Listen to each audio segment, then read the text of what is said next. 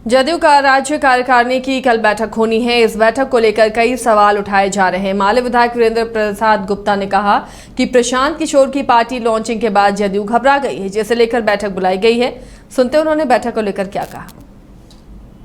देखिए, जहाँ तक प्रशांत किशोर की बात है तो उनका विकास का विजन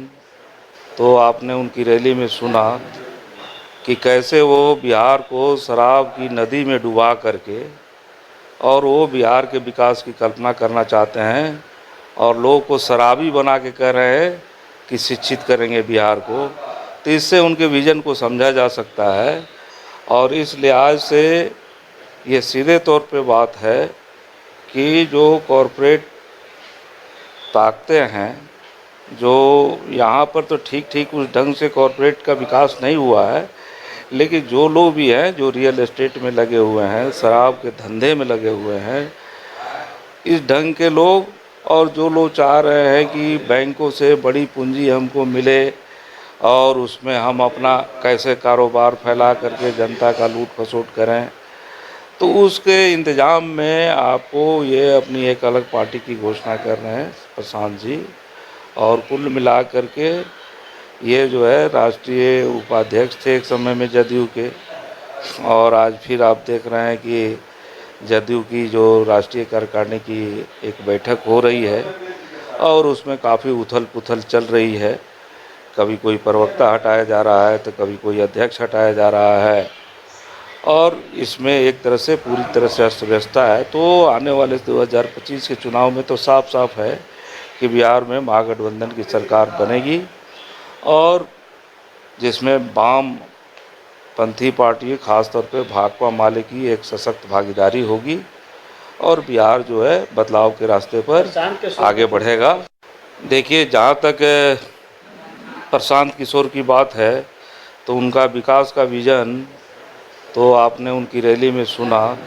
जदयू का राज्य कार्यकारिणी की कल बैठक होनी है। इस बैठक को लेकर कई सवाल उठाए जा रहे हैं। माले विधायक वीरेंद्र प्रसाद गुप्ता ने कहा कि प्रशांत किशोर की पार्टी लॉन्चिंग के बाद जदयू घबरा गई है, जिसे लेकर बैठक बुलाई गई है। सुनते उन्होंने बैठक को लेकर क्या कहा। देखिए, जहाँ तक प्रशांत किशोर की बात है